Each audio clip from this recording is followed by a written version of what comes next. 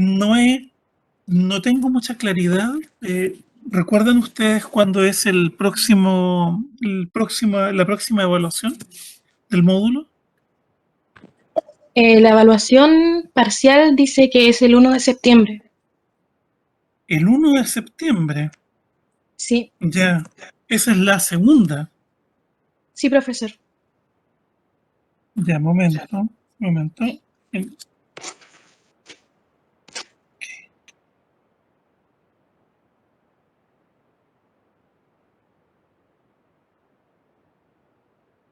Estoy anotándolo porque por alguna razón no lo tenía anotado. Quería preguntarles cuántos talleres tenemos acumulados para dicha evaluación. Creo que 3. Sí, son 3. Sí, Tenemos 3, tres. profesor. Y intuyo que la materia debería comenzar a ver si me pueden recordar.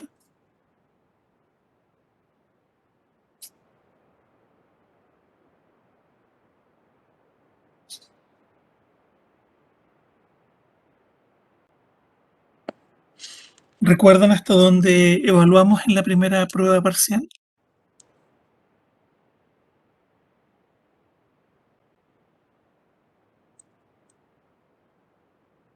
Bueno, si no, yo tampoco lo recuerdo. Le voy a preguntar a mi ayudante, a los ayudantes, que Profe, me lo... Sí, profesor, señorita.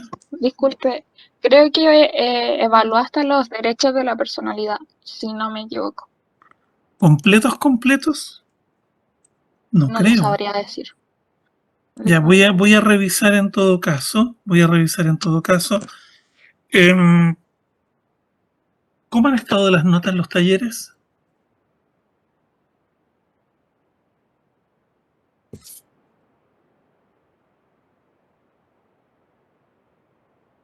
Por lo menos en mi caso, los primeros 2 más o menos no va y el tercero parece que a la mayoría no fue bien. Profesor, Sí, revisé los tipeos y creo que la segunda materia entra desde Derecho a la Nacionalidad. ya, ok. Yo tengo que es de la clase del 19 del 5 en adelante. 19 de 5. Voy a anotarlo y voy a revisarlo ahí. Bueno, siempre es más materia en la primera prueba. Ya quiero hacerles presente ello. Em,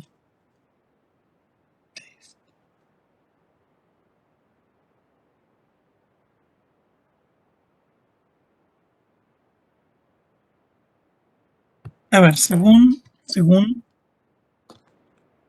llevamos 3 talleres. 3 talleres. Bien variadas las notas están, pues. Bien variadas las notas están.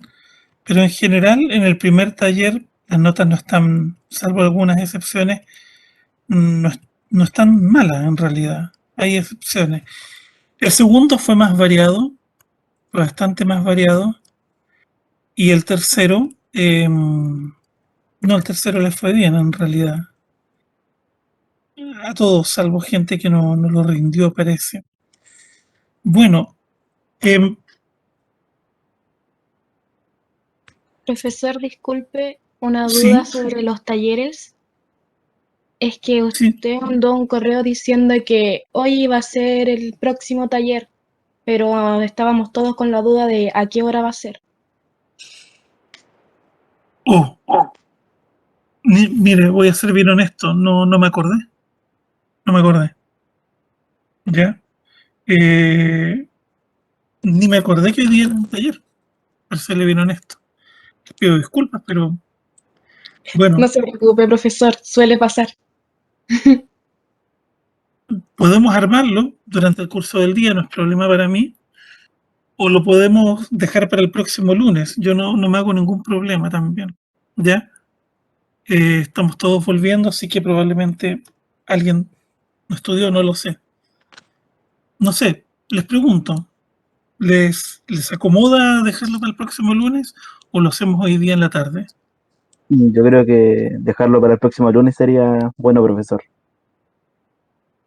Está- Profesor, eso sí, Si lo hace el día lunes, podría ser como en la tardecita, porque yo tengo problema en la mañana. No tengo problema. Lo dejo programado a las 6:30 de la tarde y lo contestan. Ya sí ¿Ya? sería ideal, profesor, muchas gracias. Si no, no es problema, estando en el sistema, la tecnología lo permite. ¿Estarían todos de acuerdo? ¿Hay alguien que se oponga? Quiero ser bien honesto en este punto.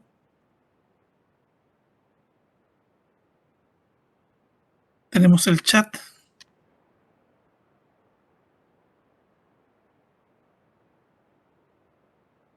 Habla ahora o calle para siempre.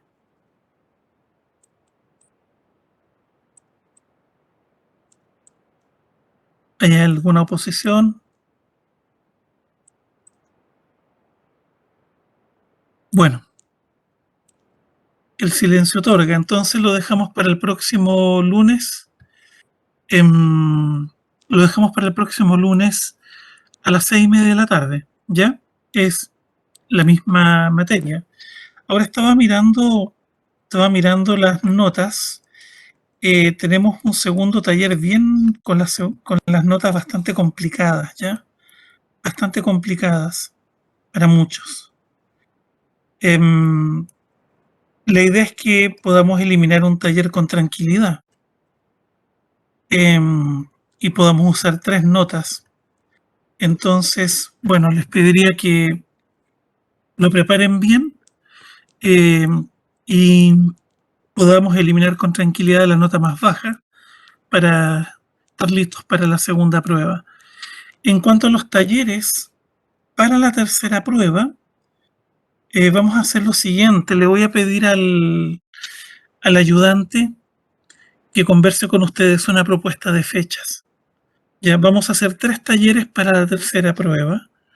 Entonces, lo ideal es que no hayan distractivos, se puedan acomodar, ¿ya? Así que le voy a pedir al ayudante que se ponga en contacto con ustedes y en las próximas 2 semanas puedan acordar 3 fechas para que yo pueda administrar los talleres y no haya ningún distractivo. ¿Estamos claros o no? Sí, profesor. Ok. Don Matías, ¿está claro? Profesor, Ok. Bien. Profesor, Dígame. disculpe, buenos días. Yo tengo una duda respecto a las décimas que usted nos otorgó por participar en los seminarios. ¿Esas décimas se van a incluir al final de la nota una vez ya se sumaron los porcentajes de los talleres o se va a sumar a la nota y para posteriormente incluirle el porcentaje de los talleres? Se suma la nota final, ¿ya? Lo que yo hago es que una vez que calculo la nota con pruebas y talleres, le sumo las décimas correspondientes, ¿ya? Perfecto, Eh, profesor, muchas gracias. No tengo tantos recuerdos, sé que lo tengo anotado en alguna parte, pero cuando yo digo que se suma la segunda nota, se va a sumar a la segunda nota, ¿ya? No se va a sumar a la segunda prueba parcial, se suma a la nota final, ¿ya? Una vez que hacemos el cálculo. Porque de esa manera funciona tal vez mejor para el estudiante, creo yo, aunque puedo estar equivocado, ¿ya? No sé si hay alguna otra consulta.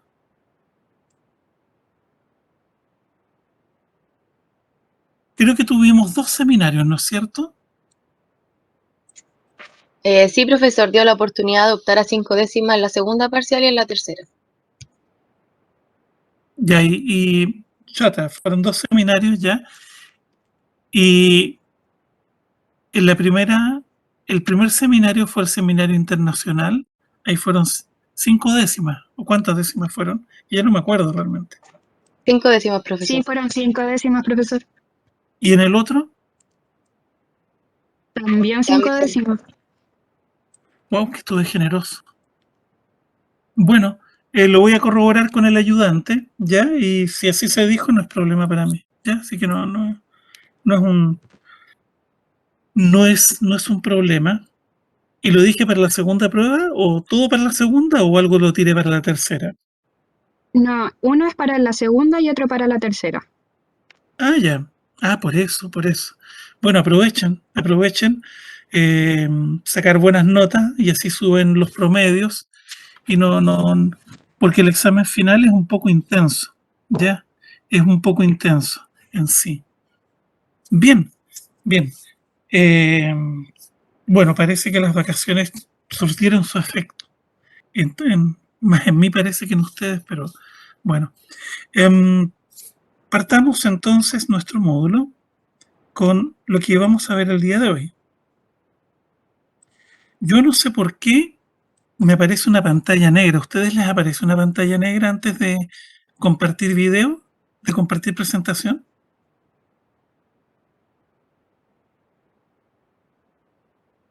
No, profesor, pero parece que fue porque se actualizó como la plataforma.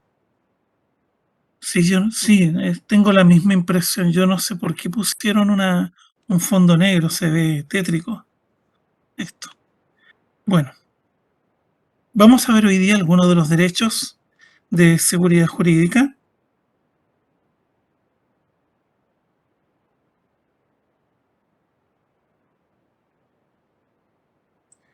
Un momento, por favor, estoy viendo el número de la clase.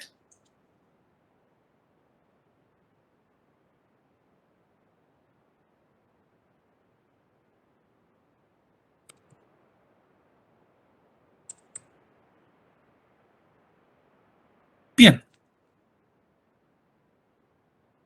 Dentro de los derechos de la seguridad jurídica, quiero hacerles un recuerdo, tenemos que ver la igualdad ante la ley, la igualdad en el ejercicio de los derechos y ante la justicia, la libertad personal y el derecho a la seguridad individual, la igualdad en la admisión a los empleos y funciones públicas, la igual repartición de los tributos y demás cargas públicas y el libre ejercicio de los derechos, que está en el 19, número 26.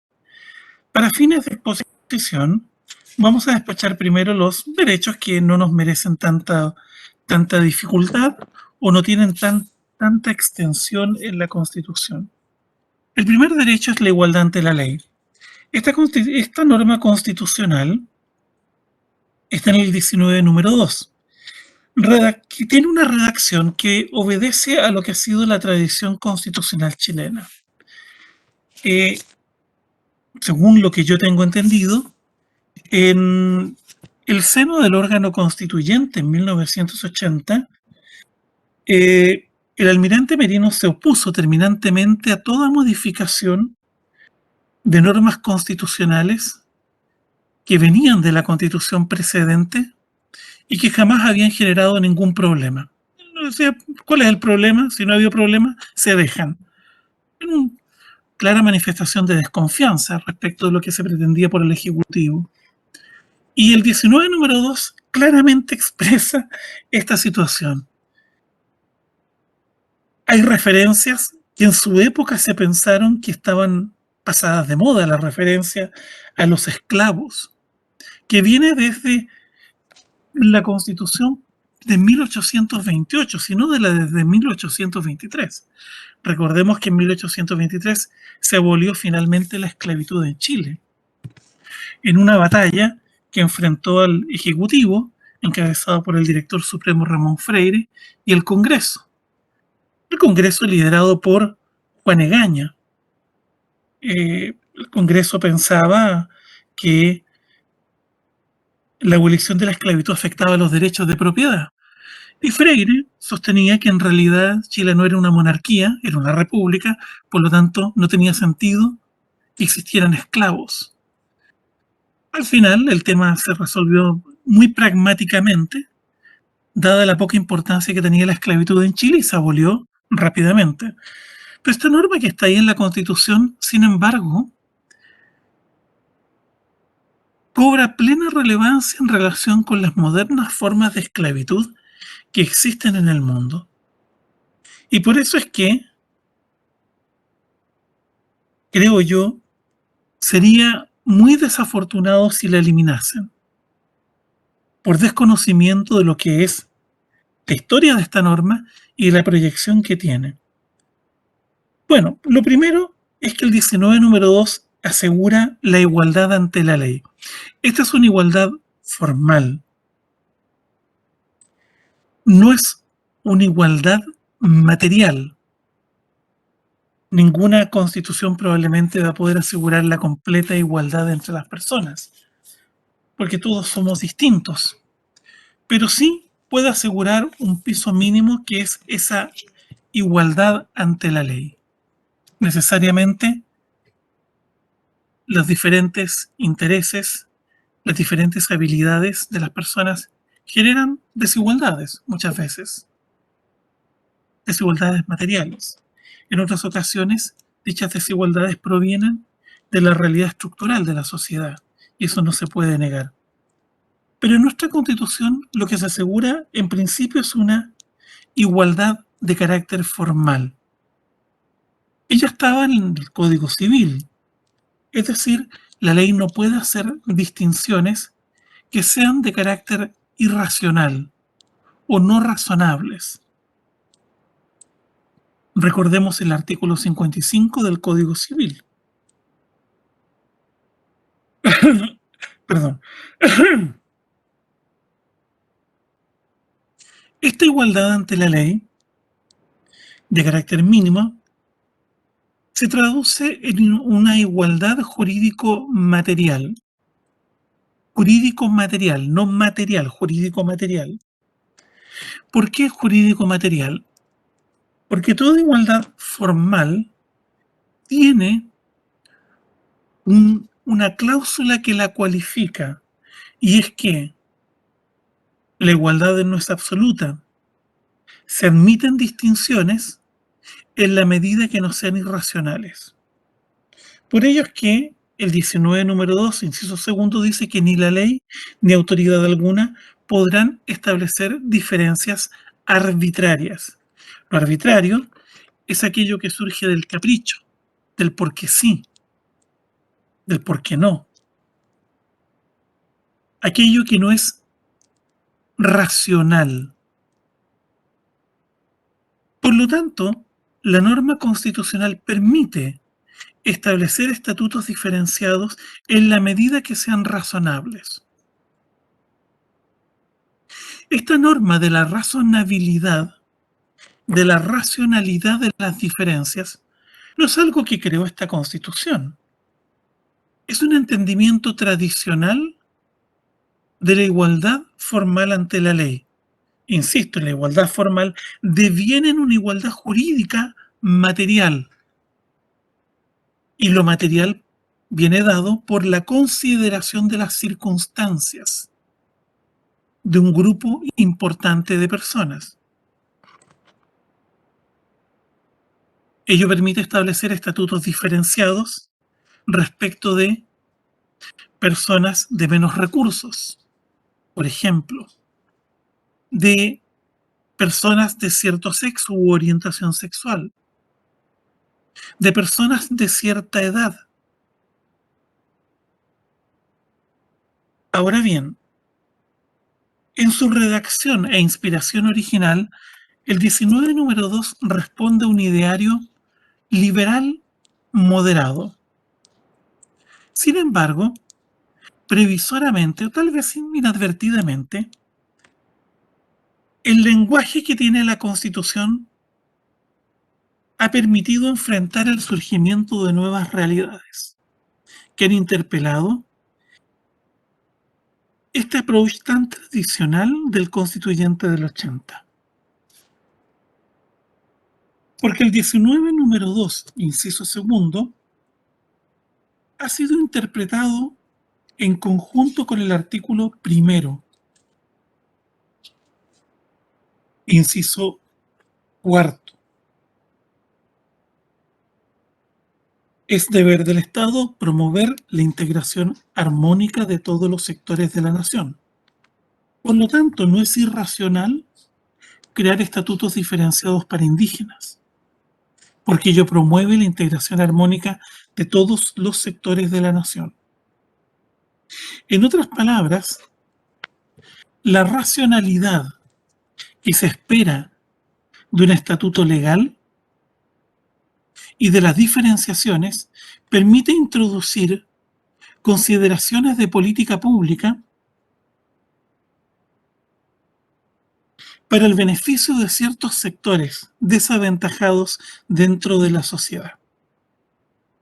Por lo tanto, una diferenciación será arbitraria cuando no existe ni la más mínima razón que pueda inspirar la racionalidad de la norma. Habiendo una razón de carácter racional, objetivamente racional,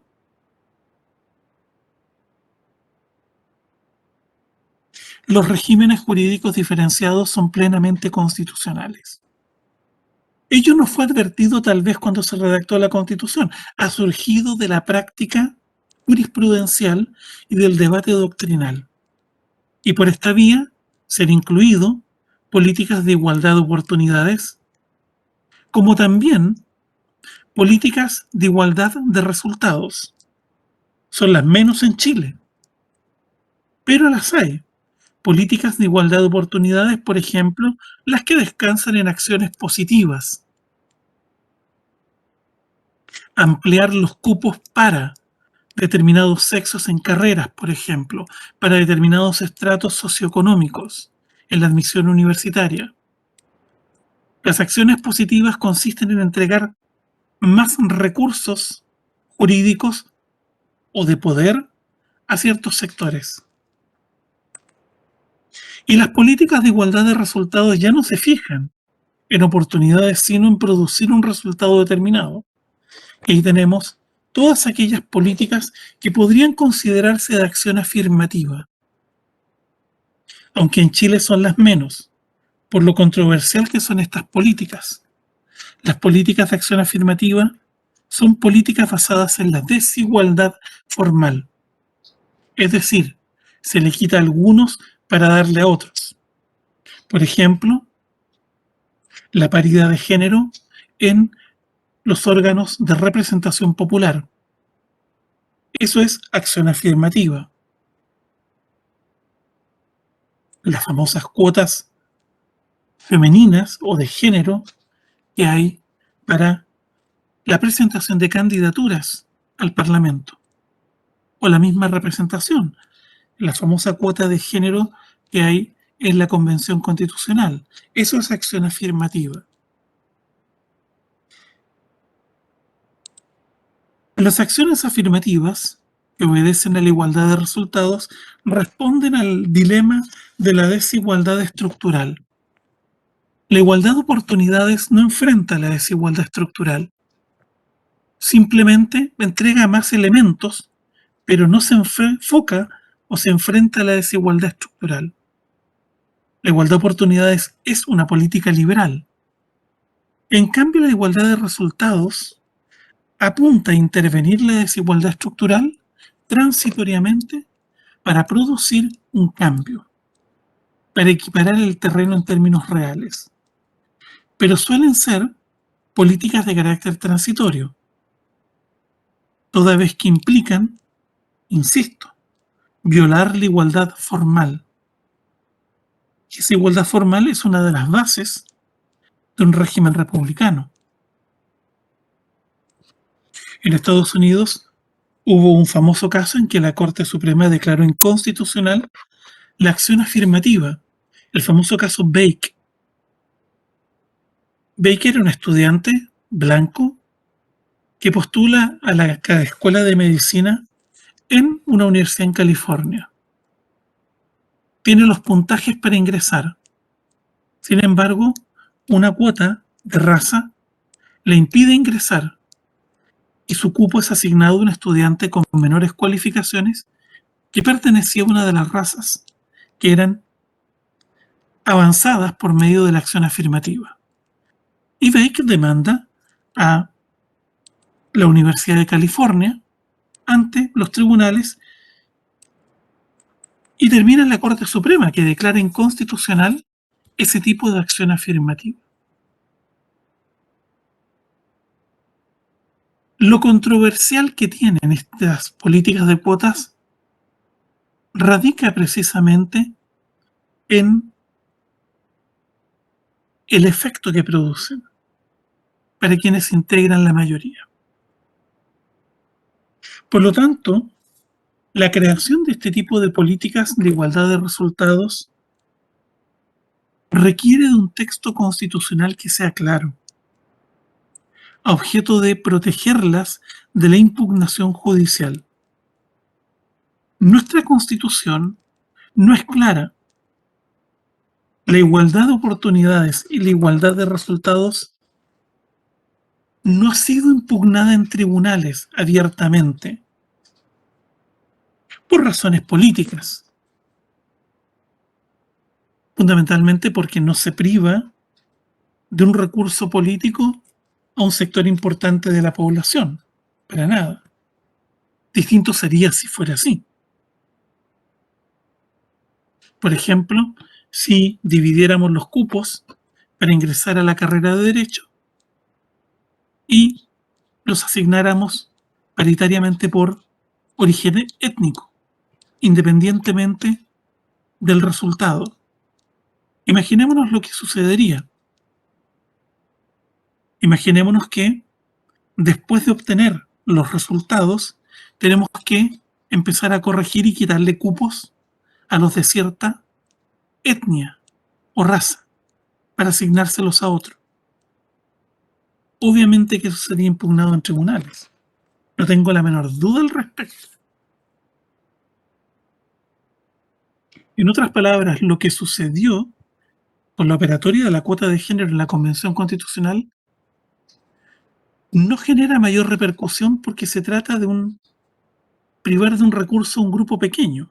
Distinto sería si es la privación de un recurso a un grupo más importante de la población.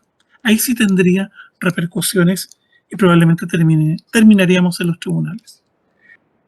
Pero insisto, la Constitución, pese a su redacción tan tradicionalista, ha permitido acomodar ello, pero ha dejado expuestas dichas políticas. ¿Por qué? Porque la Constitución no contiene un lenguaje sobre igualdades de resultados, ni menos igualdad de oportunidades.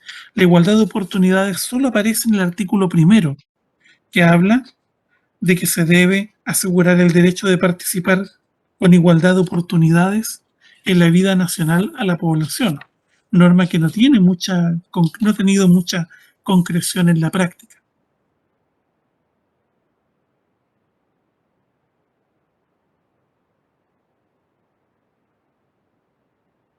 Indica la Constitución, en Chile no hay persona ni grupo privilegiados. Esta norma se inspira en el republicanismo. Está en todas las constituciones de Latinoamérica, particularmente las sudamericanas. Es una norma que proviene del proceso de la independencia. Que no haya persona ni grupos privilegiados significa originalmente que no hay nobleza en Chile. No hay una nobleza. No hay distinciones en la ley por origen social, ni por origen o ni por circunstancias de la vida. No siempre ha tenido una reflexión tan clara porque algunas distinciones eran socialmente aceptadas hasta muy recientemente. En una lectura actualizada podemos esta norma podemos asociarla a las políticas de igualdad de oportunidades y de igualdad de resultados, toda vez que nadie piensa en recrear una nobleza en Chile. En algunos países, esta idea de que no hay personas ni grupos privilegiados además se asocia al deber de pagar impuestos, como sucede en Argentina. Uno podría sostener con buenas razones que no debieran haber exenciones tributarias. Por ejemplo, que todos debieran contribuir. Pero es un tema debatible. A continuación, la Constitución dice que en Chile no hay esclavos y el que pisa su territorio queda libre. Esta norma tiene un origen histórico, pero contemporáneamente hay muchas formas de esclavitud. Hay esclavitud laboral, que es la más, hay esclavitud sexual, etc. Y por lo tanto, es perfectamente posible para órganos estatales desarmar estas redes de esclavitud encubierta y obviamente dejar en libertad a las personas.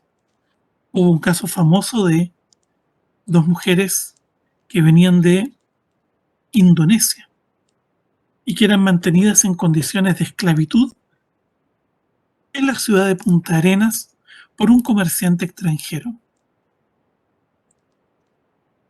Una de ellas logró escaparse y dio aviso a la policía y fueron puestas en libertad, tal cual. Y eso no fue hace muchos años atrás. La norma constitucional en este punto solo exige una condición de carácter material. Basta estar en el territorio de Chile para adquirir plena libertad y evitar esta idea de la sumisión. Ahora bien, como una concreción de lo anterior y también respondiendo a las normas internacionales, la Constitución fue modificada, no recuerdo la fecha concreta, con el objeto de clarificar la igualdad de sexos. No es que no existiera jurídicamente, nadie dudaba que existía. Hay constancias en las actas de la Comisión de Estudios de la Nueva Constitución en tal sentido. Pero la redacción de la Constitución, la verdad es que era una redacción sexista. Por otro lado, nuevas políticas públicas introducidas en la década de los 90 apuntaron a la igualdad entre sexos. Y por lo tanto se estimó necesario que hubiera un reflejo de ello en la Constitución. Ahora bien, hoy día la Constitución dice que hombres y mujeres son iguales ante la ley, lo cual plantea dudas respecto de instituciones jurídicas que podrían encubrir una desigualdad. El gran debate que existe, por ejemplo, respecto de la sociedad conyugal como régimen patrimonial del matrimonio.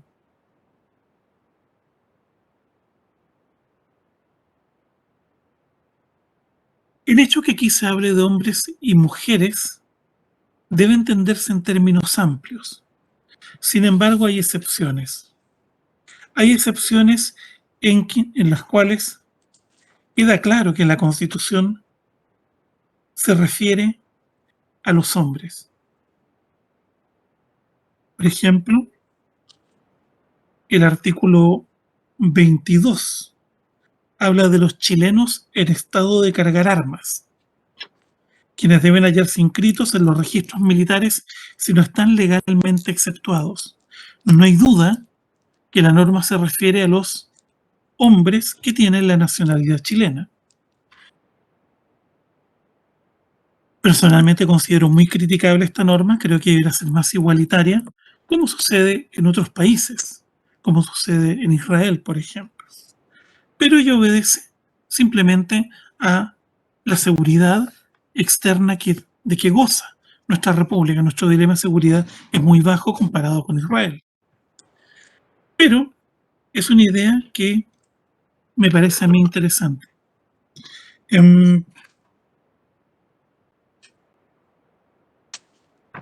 ¿Por qué razón solo los hombres de nacionalidad chilena deben hallarse inscritos en los registros militares?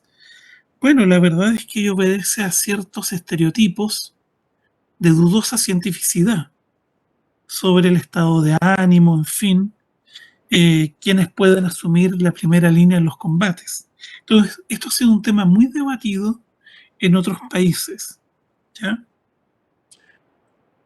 En Estados Unidos, si las mujeres en uniforme deben estar en operaciones de combate. Es un tremendo debate.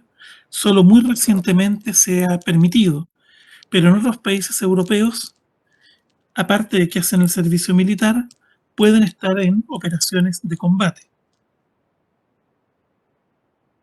históricamente han participado en guerras. Por ejemplo, las soviéticas durante la Segunda Guerra Mundial. Y así. Así que no hay una razón muy científica de por qué se hace esta discriminación en el artículo 22, excepto un cierto tradicionalismo propio del régimen que redactó la Constitución. Debemos recordar, en relación con la igualdad ante la ley, que la norma constitucional es enriquecida por el bloque de la constitucionalidad. En materia de proscripción de la esclavitud, tenemos el artículo 8º del Pacto Internacional de Derechos Civiles y Políticos. En materia de igualdad de género, tenemos los artículos 1 a 3 de la Convención sobre Eliminación de todas las formas de discriminación en contra de la mujer. Ahora bien, el Tribunal Constitucional ha dicho que la igualdad no puede ser absoluta y que las diferencias no deben ser arbitrarias. Y esto lo ha dicho fundamentalmente para justificar ciertos estatutos jurídicos de protección a la mujer.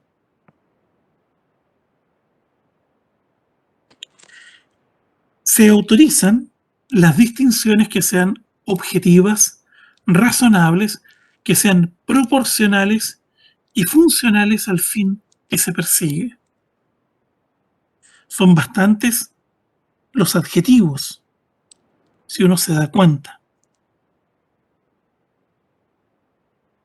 O sea, no se admiten distinciones subjetivas, no razonables, desproporcionadas y disfuncionales.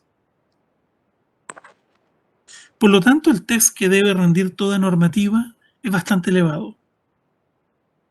Ahora bien, se prohíbe la discriminación legal, directa o indirecta. La discriminación indirecta se produce cuando en la apariencia el texto formalmente no es discriminatorio, pero el resultado final sí lo es. Esto obedece a una circunstancia bien práctica. Mientras más se combate la discriminación, en términos formales, más sutiles son las discriminaciones en términos prácticos. Lo voy a ejemplificar con algo que sucede en Estados Unidos. En los diversos distritos escolares,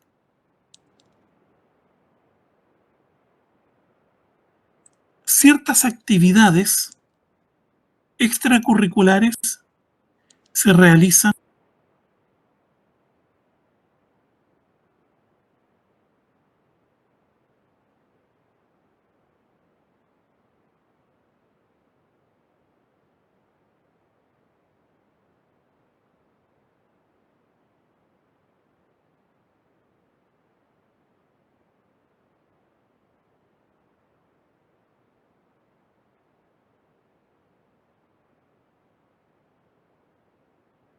resultados de evaluaciones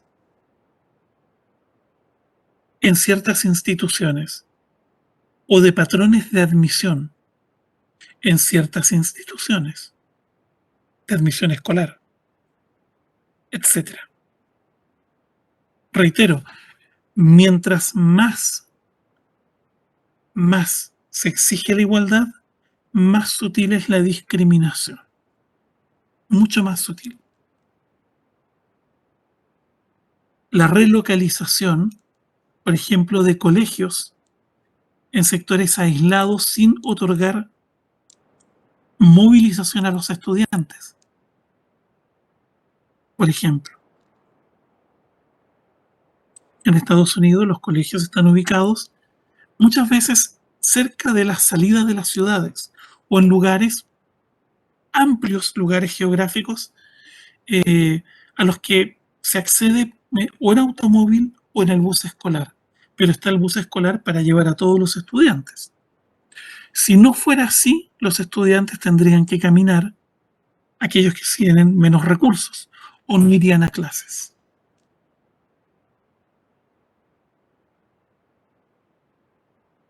En los estados federales, este tema de la discriminación es bastante difícil de tratar, fundamentalmente porque la igualdad implica el acceso a recursos de poder.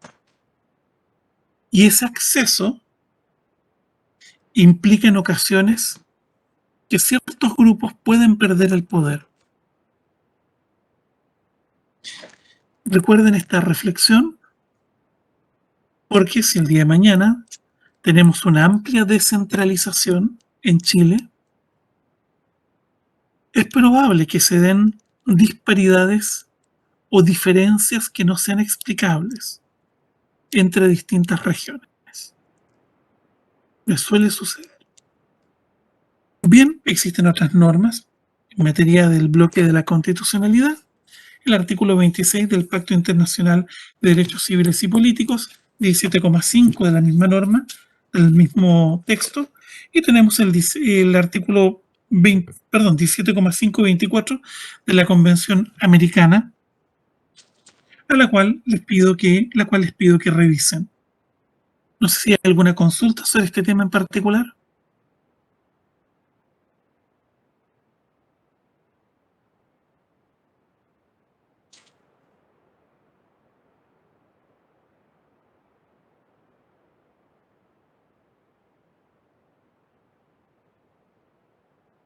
¿Hay alguna consulta?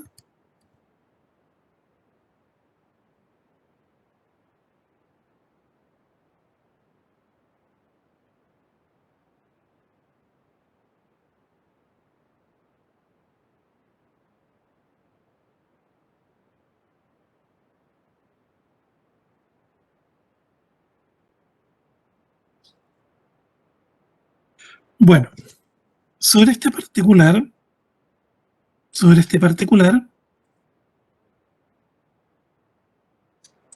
vamos a leer más adelante unos trabajos sobre igualdad. Los vamos a considerar para la tercera prueba, a pesar que no los vamos a incluir en la tercera prueba, pero sí unos talleres, porque me parece importante que los revisemos, ¿ya? ¿Qué se entiende por igualdad? ¿Cuál ha sido el parecer del Tribunal Constitucional? Como asimismo, los tipos de igualdad que pueden existir. ¿Por qué? Porque el tema de la igualdad está detrás de muchas de las demandas políticas que se están formulando. La desigualdad no solo es material, en ocasiones puede ser una desigualdad en el trato. En otras palabras, la igualdad hoy en día es contextualizada.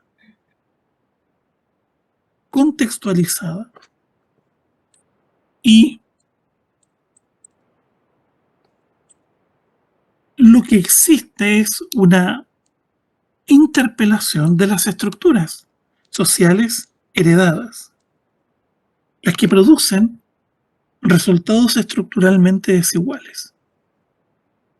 El tema de la pobreza es un tema de desigualdad multidimensional.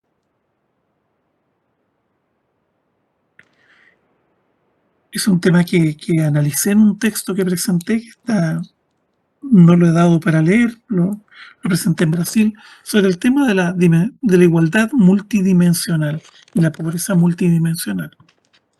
La pobreza no solo se mide en términos de ingresos.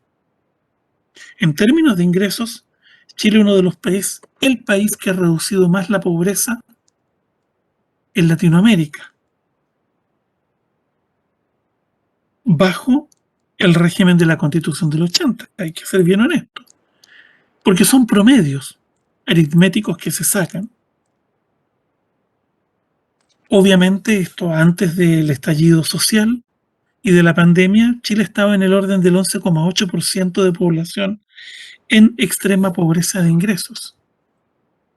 Pero cuando la pobreza es medida en términos multidimensionales para incluir el acceso a bienes y servicios públicos, obviamente que aumentan los porcentajes. Ahora, los porcentajes aumentan según el número de ítems que sean considerados. Y cada grupo de presión agrega un ítem más a la sumatoria. Puede ser porque le interesa el acceso a ciertos bienes, puede ser por muchas razones.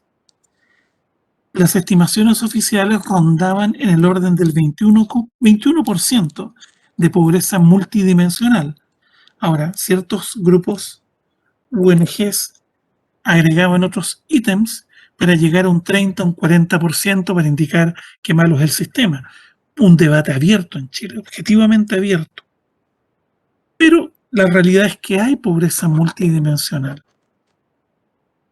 En ese sentido, la acción de los poderes públicos y de los servicios públicos es a tratar de eliminar algunas de dichas fuentes, como por ejemplo el acceso a lugares de esparcimiento, el acceso a buenas vías de comunicación.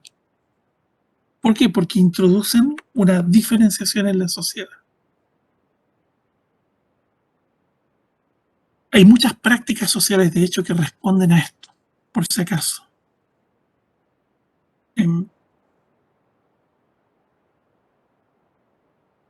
La pavimentación de las calles busca eliminar una fuente de pobreza multidimensional. La arborización, lo mismo. La arborización de los barrios apunta a ello, al acceso a ciertos bienes públicos, como es, por ejemplo, un buen paisaje circundante y el acceso a parques, etc. Piscinas públicas, por ejemplo. Las piscinas públicas, que uno podría decir, mire, pero ¿qué tiene que ver con la igualdad? Bueno, el acceso a las piscinas públicas es un tema político en otros países. ¿Alguien puede intuirlo por qué?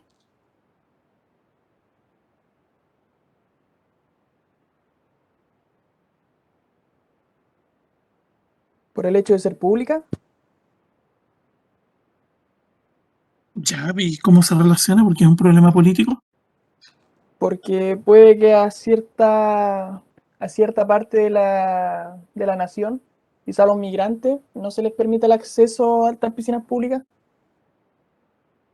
Pues, sería muy grosero eso.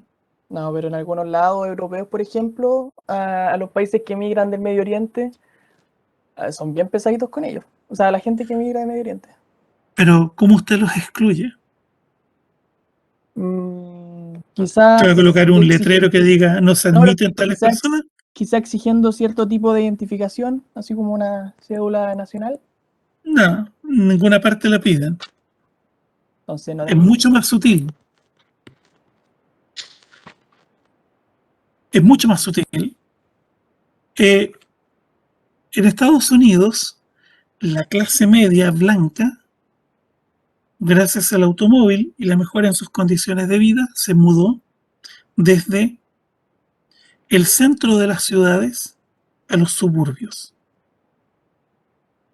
Y se llevaron con ello todas sus instituciones, entre ellos las piscinas, los clubes sociales. O sea, lo que quedó abandonado. Y los pobres, que solían corresponder con ciertas identificaciones raciales, quedaron viviendo en las ciudades. Y no tienen acceso a las piscinas. No pueden nadar, no saben nadar, no aprenden a nadar. Porque no tienen el acceso a ese recurso. Es muy sutil.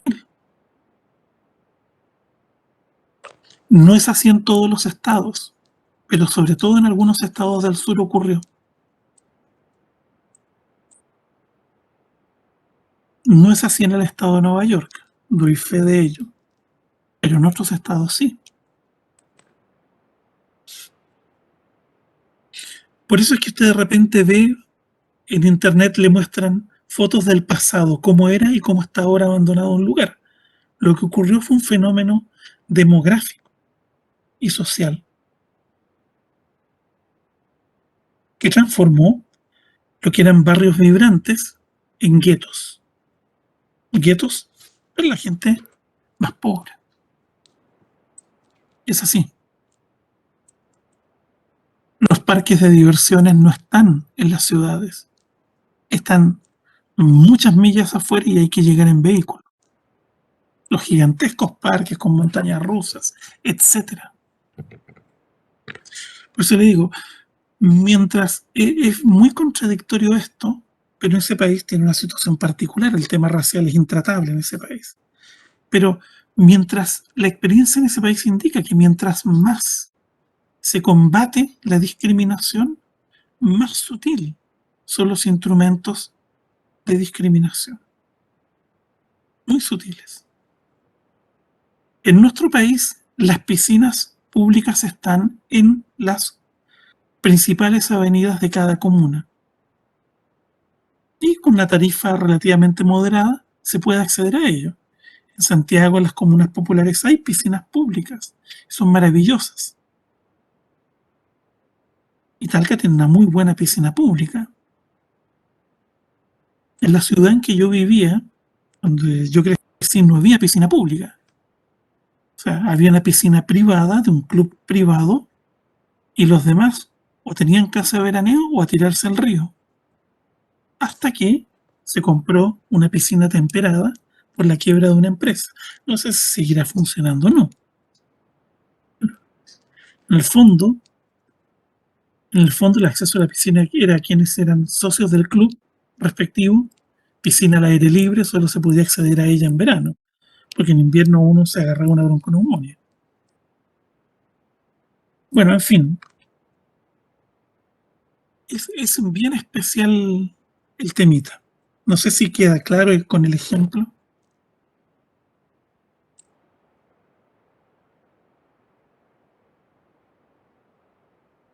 Sí, profesor.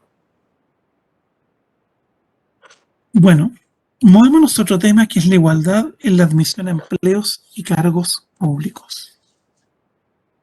Esto está en el 19, número 17 de la Constitución Política de la República.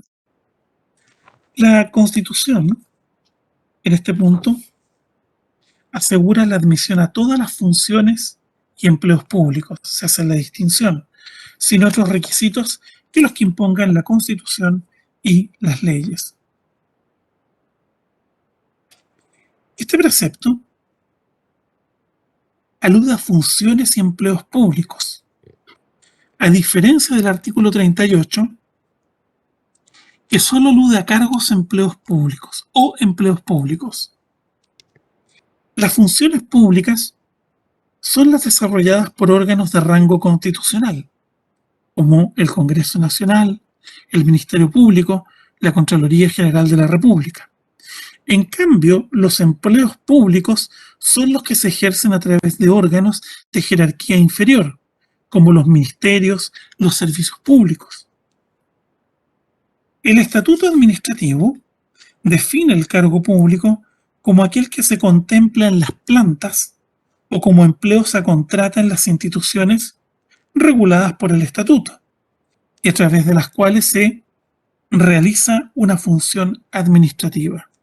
El empleo público, entonces, es un empleo de planta y uno solo lo puede perder en virtud de una mala calificación o destitución previo sumario o investigación administrativa.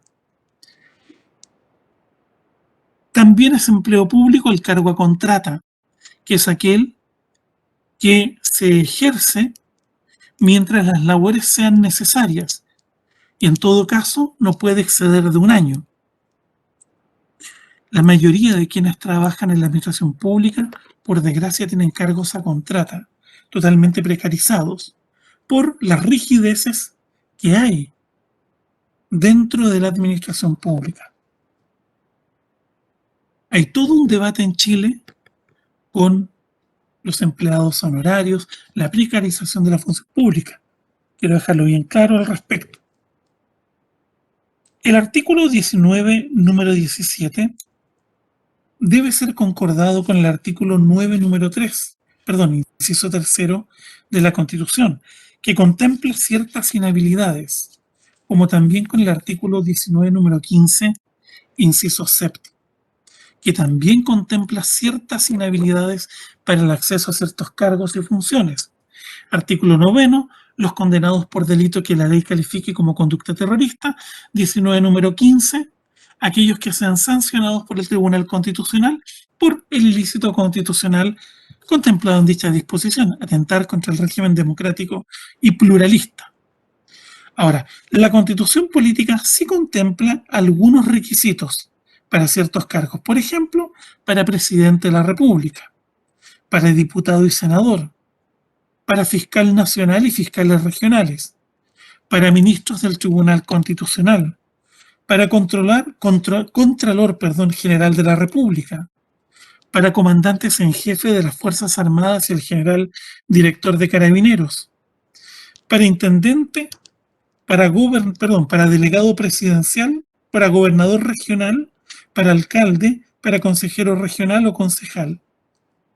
El delegado presidencial regional no tiene muchos requisitos y probablemente el que tiene menos requisitos es el cargo de ministro de Estado, porque dice el artículo 32, si mal no recuerdo, que para ser nombrado ministro de 33, perdón, para ser 34, para ser nombrado ministro se requiere ser chileno, tener 21 años de edad y reunir los requisitos generales para el ingreso a la administración pública, o sea, los requisitos menores para ser ministro de Estado, lo cual indica lo poco importante que es este cargo en la visión del constituyente, propio de una república presidencialista. La Ley Orgánica Constitucional 18.575, que es la de bases generales de la Administración del Estado, contempla además otros requisitos para ser ministros de Estado, subsecretarios y jefe superior del servicio en su artículo 40. Los requisitos para ingresar a la Administración del Estado están en el artículo 11 del Estatuto Administrativo, Ley 18.834. Y los requisitos para ser funcionario de alta dirección pública están en los artículos 35 y siguientes de la Ley 19.882.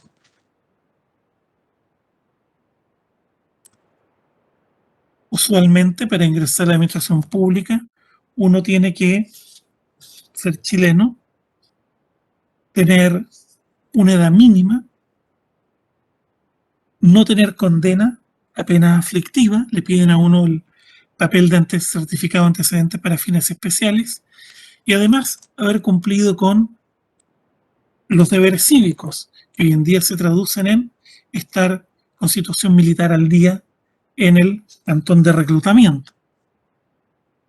Antiguamente a uno le pedían estar inscrito en los registros electorales.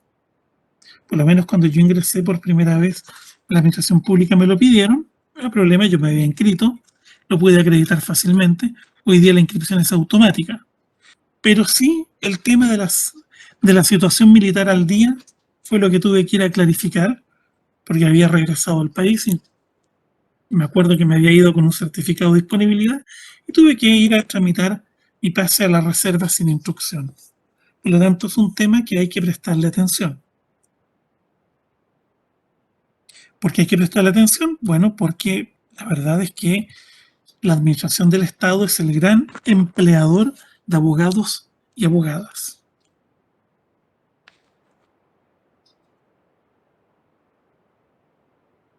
De hecho, la pérdida de alguno de estos requisitos acarrea inhabilidades sobrevinientes que nos obligan a renunciar a nuestro cargo. Así que no es un tema para tomar a la ligera. Contraloría General de la República ha dictaminado que este derecho es de rango constitucional. Por lo tanto, la autoridad administrativa no puede imponer requisitos de postulación adicionales en un concurso convocado para proveer un cargo público, porque si no, introduce una discriminación arbitraria. Aquí hay un tema particular, porque los requisitos para concursar a un cargo público se establecen en la convocatoria. Sin embargo, muchas veces se deslizan requisitos encubiertos. Y esos requisitos encubiertos están en la evaluación psicológica del postulante. Estos requisitos encubiertos solo se descubren cuando uno solicita, vía transparencia, los resultados de las evaluaciones, si es que no resultó adjudicado. Por ejemplo, un colega postuló un cargo de Contraloría en un servicio público. En estos cargos uno se encarga del respeto, de velar por el respeto a la legalidad objetiva, nada más. Este colega no obtuvo el concurso y pidió, ¿por qué? Porque salió mal en la evaluación psicológica. Había salido muy bien en todo, pero no en eso. Y pidió acceso a su evaluación psicológica. Y la evaluación psicológica decía que esta persona no tenía habilidades para negociar. Y por lo tanto le daba una baja ponderación. El gran debate era, bueno, ¿por qué alguien que trabaja en una Contraloría debería negociar la habilidad, la legalidad objetiva? Es ridículo si uno lo plantea. ¿Y por qué no se colocó ello en la convocatoria? Estos fenómenos se producen en el límite, porque usualmente este tema de aprobar la evaluación psicológica es una verdadera caja negra. Llamo vuestra atención sobre el particular.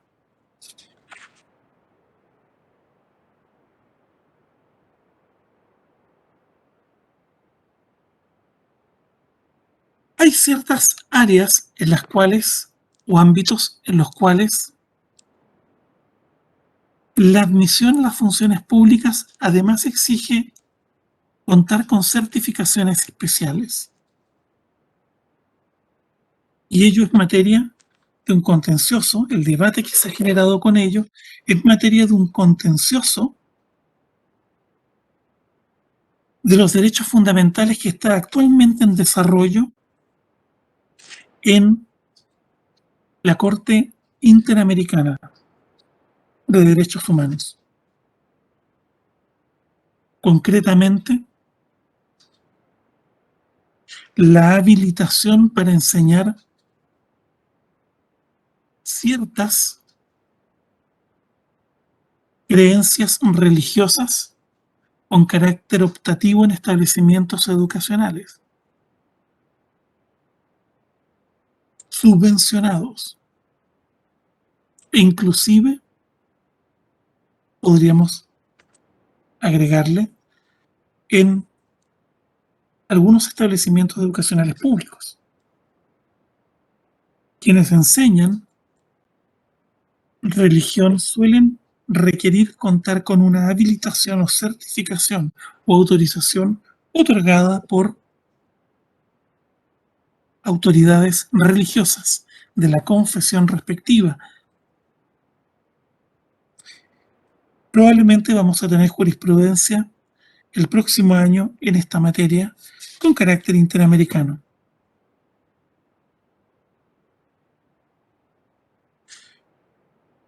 Bien, vamos a ver ahora la igualdad ante los tributos y las cargas públicas. Esto está en el artículo 19, número 20. Perdón, antes que eso. Son empleos públicos también los que se desarrollan en las empresas del Estado.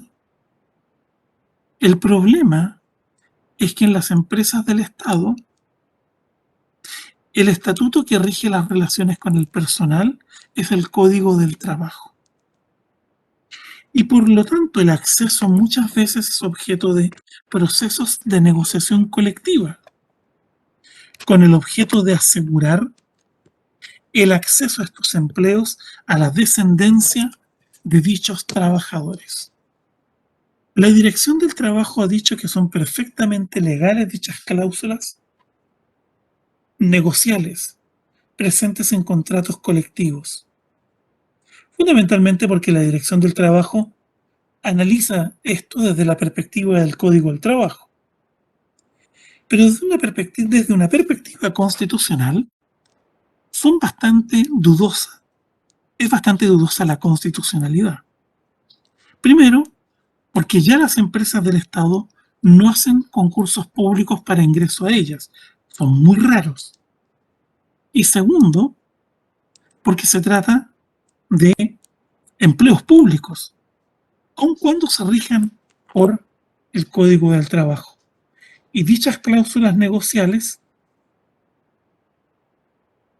creo yo, violan la igualdad en la admisión a dichos empleos. Existen también prácticas muy acendradas en la administración del Estado en esta materia. No sé si tienen un respaldo reglamentario, pero por todos es conocido que pertenecer a familias militares otorga mejores posibilidades de admisión a las escuelas de formación técnica y profesional de las Fuerzas Armadas y de orden. Se habla de verdaderas dinastías. Bastante criticable el tema. Habrá muchas racionalizaciones de por qué deben existir. Pero ante la legalidad objetiva, no debieran existir.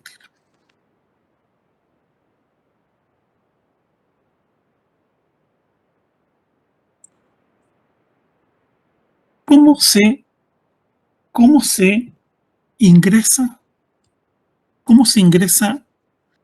a la planta de la Universidad de Talca? Siguiendo los procesos concursales. Yo me he referido a ello anteriormente.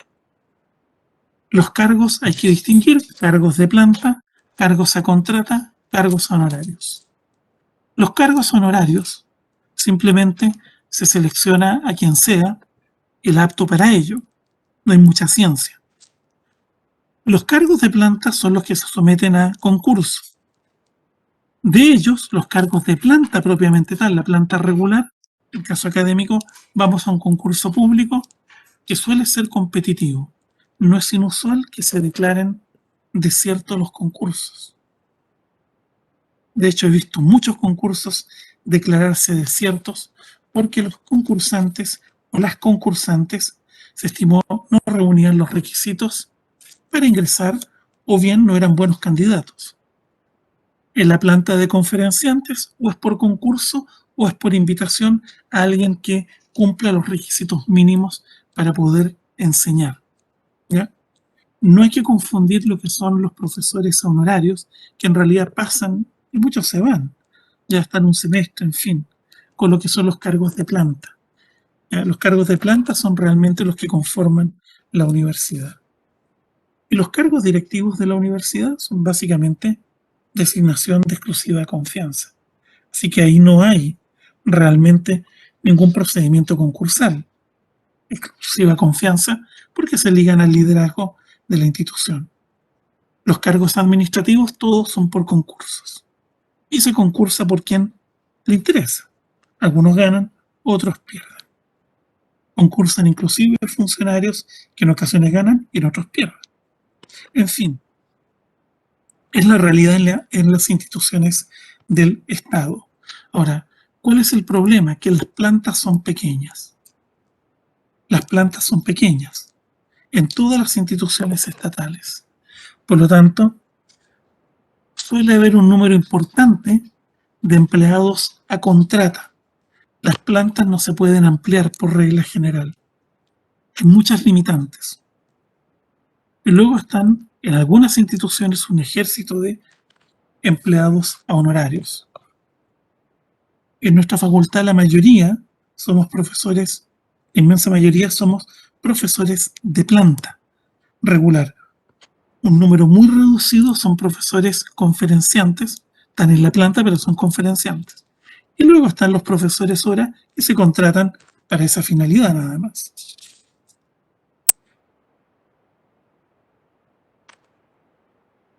Interesantemente, cuando hacemos concursos Invitamos a los estudiantes a escuchar las exposiciones, pero no va nadie.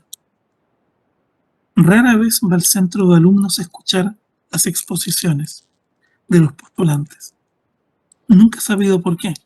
Los hemos hecho en el auditorio, pero no aparece nadie a escuchar. Estamos solamente al final del día los profesores. Bien, vamos a la igualdad en la admisión, perdón, la igualdad ante los tributos y cargas públicas. Dada la hora, vamos a hacer un receso de 15 minutos y nos volvemos a encontrar a las 12:21.